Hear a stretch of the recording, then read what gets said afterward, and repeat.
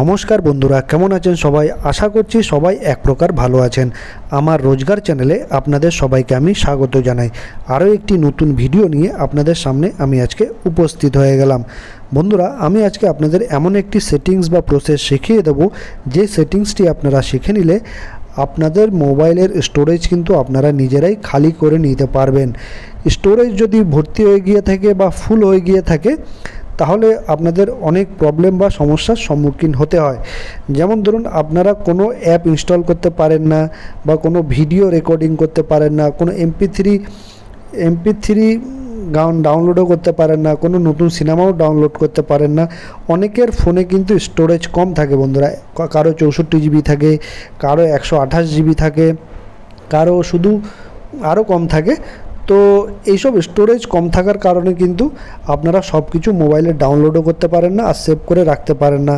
মনের পছন্দ মতো ফটোগুলো কিন্তু আপনারা সেভ করে রাখতে পারেন না স্টোরেজ কম থাকার কারণে। তো যেই স্টোরেজ খালি করার জন্য যে অপ্রয়োজনীয় জিনিসগুলো আছে আপনার মোবাইলে, যে অপ্রয়োজনীয় ফাইলগুলো আছে, সেগুলোকে আপনারা কী করে ডিলিট করে দেবেন, সেই প্রসেস বা সেটিংসটি আপনাদের আমি শিখিয়ে দেবো আজকে। তো সম্পূর্ণ ভিডিওটি আপনারা দেখতে থাকবেন বন্ধুরা। আশা করছি এই ভিডিওটি আপনাদের অনেক অনেক উপকারে আসবে। আপনাদের মোবাইলের স্টোরেজ খালি করার জন্য বন্ধুরা, প্রথমে আপনাদের সেটিংস অপশানে চলে আসতে হবে। আপনাদের মোবাইলে যে সেটিংস অপশান আছে সেটাকে ওপেন করে নিতে হবে। আমি আমার মোবাইলের সেটিংস অপশানটি ওপেন করে নিলাম।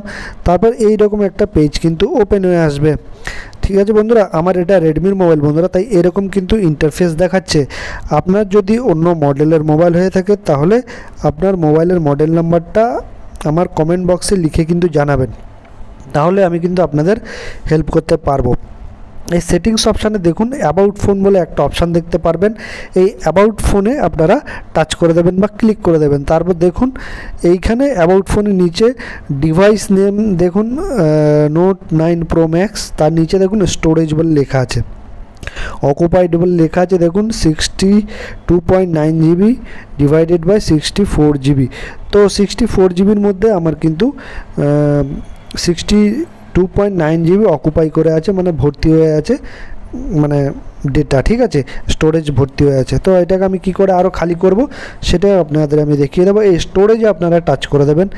স্টোরেজে যদি টাচ করে দেন, তারপর দেখবেন স্টোরেজ স্পেস বলে একটা পেজ কিন্তু ওপেন হয়ে আসবে। ঠিক আছে, দেখুন 64 জিবির মধ্যে কিন্তু আউট অফ 64 জিবি 63 জিবি কিন্তু অকুপাই করে আছে। 1 জিবি অ্যাভেলেবেল আছে, 1.0 জিবি অ্যাভেলেবেল খালি রয়েছে আমার এই মোবাইলে। ঠিক আছে, সেটা কিন্তু এখানে দেখাচ্ছে।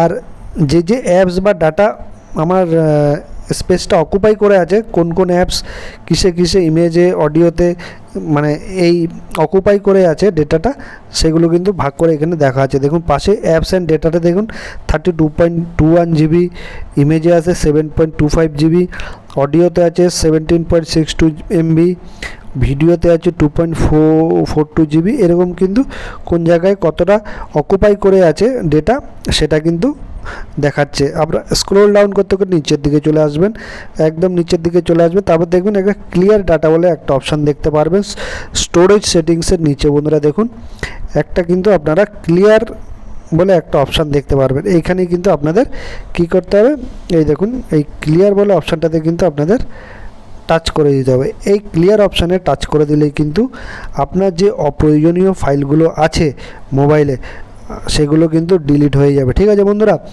তো আমি এটাতে টাচ করছি না, টাচ করলে কিন্তু স্ক্রিন রেকর্ডটা হবে না, সেহেতু কিন্তু আমি টাচ করছি না। এখানে কিন্তু স্টোরেজ ক্লিয়ার করলে, মানে ক্লিয়ারে টাচ করলে কিন্তু স্টোরেজটা খালি হয়ে যাবে বন্ধুরা। ঠিক আছে, তো এইখানে টাচ করলেই আপনাদের মোবাইলের মানে জায়গা অনেকটা খালি হয়ে যাবে, আপনারা নতুন নতুন অ্যাপ ডাউনলোড করতে পারবেন।